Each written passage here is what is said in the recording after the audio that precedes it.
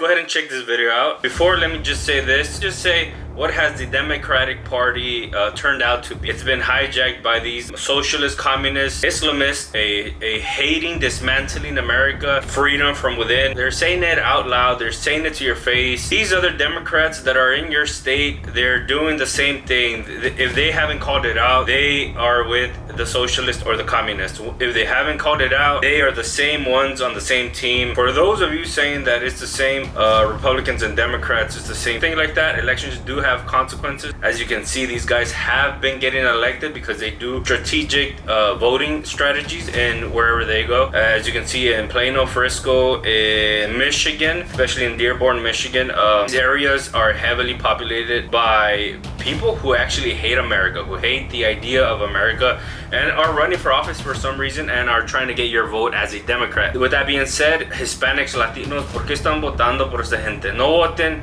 por esta gente que viene a los Estados Unidos a hacer un desmadre. With that being said, it's a kind of a message to Texans, because America and Texas go hand in hand. Texas goes, America goes. To my Hispanic, Latino audience, we are the majority population in Texas. We're there everywhere in Texas. We're there. There are some who woken up to this takeover, to this socialist, communist, Islamist takeover. Some are still in the delusion of Democrats are for the poor, Republicans are for the rich. Republicans are for capitalism. You can do whatever you want. You can come from nothing and turn into a billionaire. I used to be a Democrat until I realized all these Democrats like Bernie Sanders, AOC, they're multi-millionaires. They're rich. They're just pushing this idea to you because you think it's something new, it's something revolutionary that's gonna work and solve all your problems. But in reality, Mexicano, you're doing a disservice to your grandparents who came here to give you a better life, because they fled socialist, communist countries that took over. And the way it is right now, where your grandparents fled to the United States to give you a better life. So now you're turning against the very system that gave you everything, that gave your grandparents everything. You're basically falling for their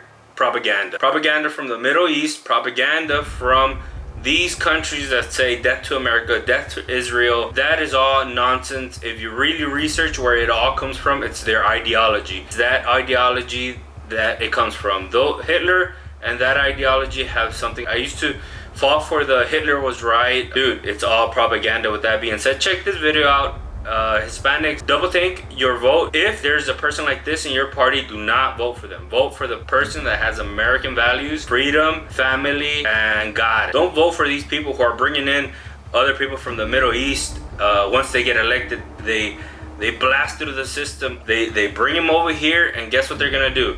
They're gonna stay here, get their citizenship, and then move them to your state and maybe your city, and then dominate from there in the voting polls. Wake up. And we must end the American empire regardless. The fall of the USSR was one of the greatest catastrophes of the 20th century. America deserved 9/11, dude.